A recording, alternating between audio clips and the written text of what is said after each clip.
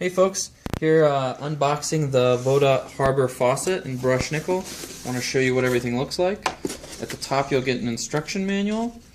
Now this instruction manual is going to have all the different faucets, or almost all the faucets. The one that we're looking at is 3-piece basin faucet with drainer. I'm going to put that over here for now.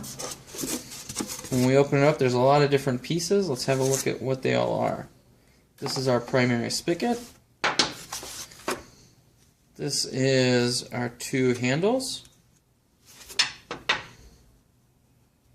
Let's have a look here. This is the next handle. I'll set these all on the cardboard, or rather on the foam, while we look at them. Alright, so we've got these two things that look like supply lines, but they're not actually supply lines. They go in between the faucets. So the way they hook up, let's have a look here.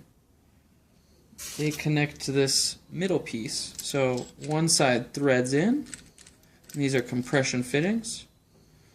The other side clips into these white things, so you literally clip it in. And if you want to clip it out, you push in and pull it back out. Double O-ring, no tools needed. You just clip it in, pull on it. It's nice and snug in there. Same goes for the other side. Clip that in. Thread this guy into our little splitter here.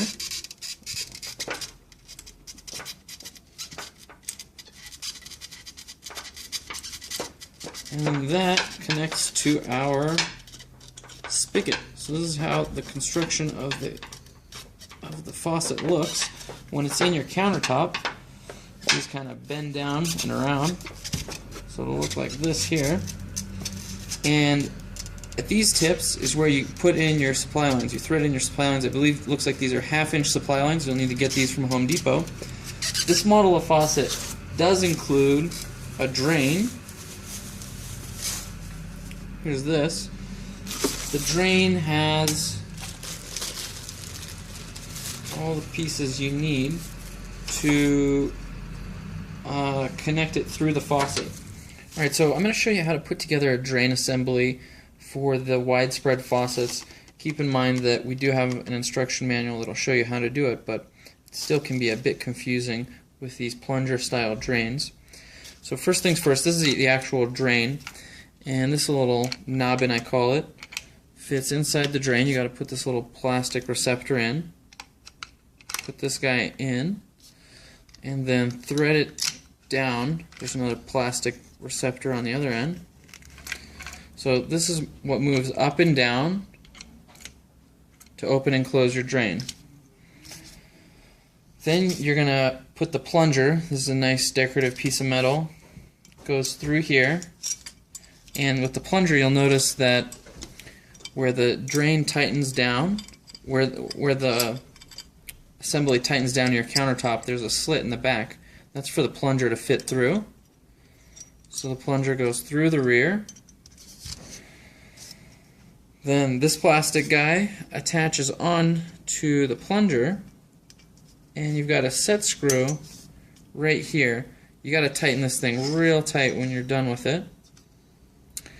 So what this piece does is it allows you to adjust for height depending on which kind of sink you use. There are multiple holes in here that this guy goes through. So you tighten your set screw, put this through the end.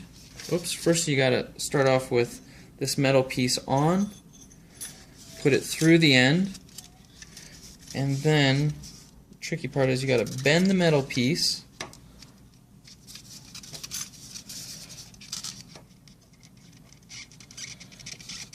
You bend the metal piece so that it grabs on.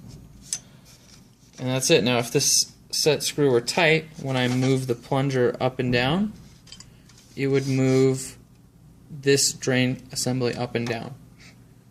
Again, make sure you check the manual. It's a little more complicated. It looks more complicated than it really is.